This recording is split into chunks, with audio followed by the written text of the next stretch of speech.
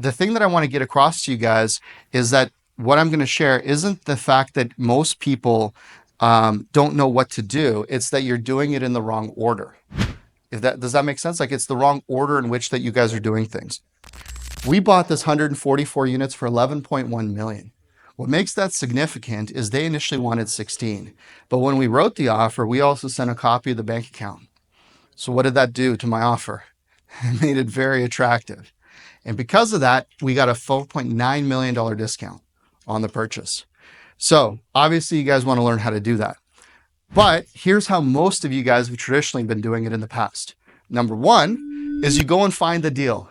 You go and negotiate the deal from your absolute weakest point. When you don't have the money yet, you don't have the team, you don't have everything figured out, and then you have the audacity to be like, go write an offer. Okay, shit, let's do it. And then, and fine, there's a lot of people that sell multifamily courses, and their whole goal is to sell you the course and tell you the money's the easy part just to get you in the program. And that's, you guys are now realizing that's not how it works. That's not how we do it. But regardless, you write the offer.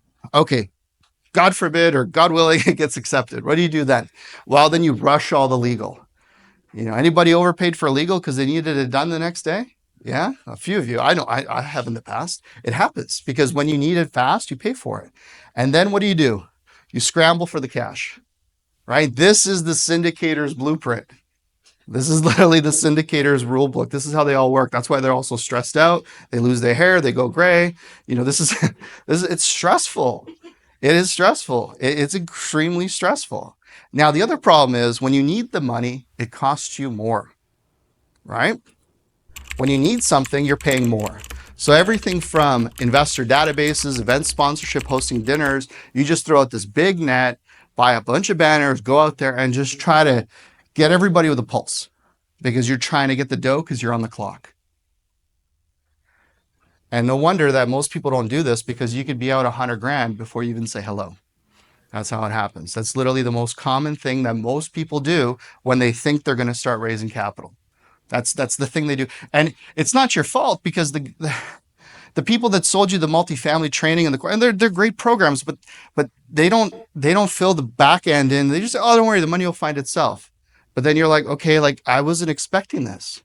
And that is literally the problem in the industry that I'm hoping to help solve. So knowing how to raise capital is as important as finding the deal itself. If you don't have the cash, you have a hobby, not a business. That's Mark Cuban. So again, another billionaire, the importance of capital raising. So, and the other piece here is don't forget, like, even if you go through this process, if you do it the wrong way, it doesn't just cost you the money and the time, but it also drains your peace. Like, sir, we were talking earlier, sleepless nights, you miss out on, like, anybody been up here trying to figure out how to get money for a deal? Like, has anyone in this room had that happen? A few of you, all of you. I've had it. You're up at 3 a.m. You're sending emails. You're almost feeling like you're running a MLM and trying to reconnect. Like you're just getting to the bottom of the barrel, right? That's a crappy place to be. So the opportunities cost large. And for context, 15 years ago when I set up my first fund, it literally took me over a year to get this thing done. And I did spend over 150 grand on the fund before I even started raising any money. It was extremely stressful. Imagine that. Spend 100, because that's what it was. It was 150. That was in 2000 and, I don't know, $10 or whatever it was. It was like 300 grand today. It's a lot of money. I made every mistake along the way you could possibly make. And in hindsight, I'm glad I did it because it gave me the context to teach what I'm teaching you guys, which is really helpful. So here's how, without meeting, now this 7.5 million that we raised, we literally did it without meeting anybody remotely, and we didn't have to spend any of this money. And the thing that I want to get across to you guys is that what I'm going to share isn't the fact that most people don't know what to do. It's that you're doing it in the wrong order. Does that make sense? Like it's the wrong order in which that you guys are doing things. But Marcin, this was 70. You have 70,000 contacts.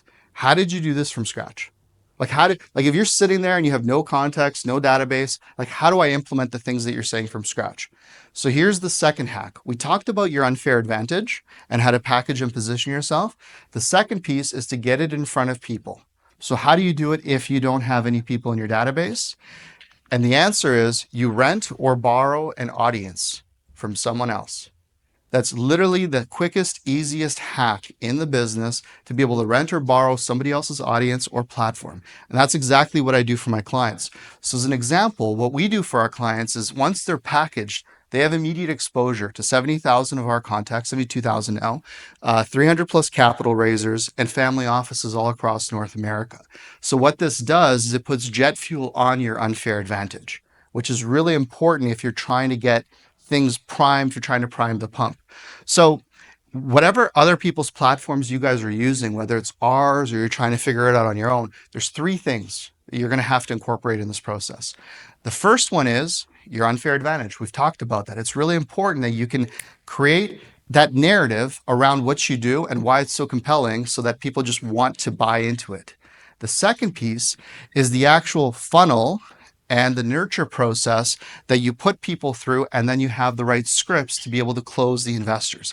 That's the method. So yesterday I talked about the funds first formula, where you have the different components where you can figure out where your weaknesses are. This is what gives you the method to assess and improve that entire process. And then the third piece is to actually do things in the right order, which I'm going to give you on the next slide.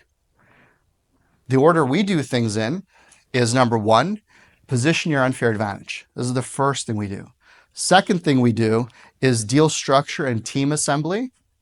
Third is legal and compliance. The challenge most of you have is you start at number three because you think the lawyer and the accountant is going to tell you how to do one and two. And that's not true. If they told you how to do one and two, they wouldn't be lawyers and accountants. They'd be business owners, right?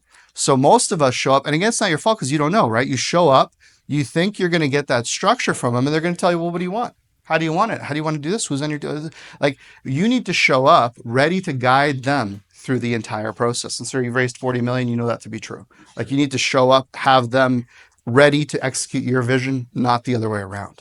Right. Fourth step is the marketing and the outreach. So based on how you do your legal and compliance, from there you lever the unfair advantage and you put it into your marketing machine, which is what we're talking about. The fifth step is the investor engagement and verification. You want to create an environment where investors are literally showing up to your meetings thinking how much and when they're going to invest, not if. It's a different frame than, well, tell me more about you guys. I don't want the tell me more about you guys meeting. I want you to be through all that before we're even in a meeting. So I'm going to show you guys how to do, because that is a time killer, especially if you're trying to close something in 3 weeks and you got to do the whole thing all over again. And obviously last piece is closing the offering. So can you guys follow this in this order? Yes or yes? Yes. Okay, good.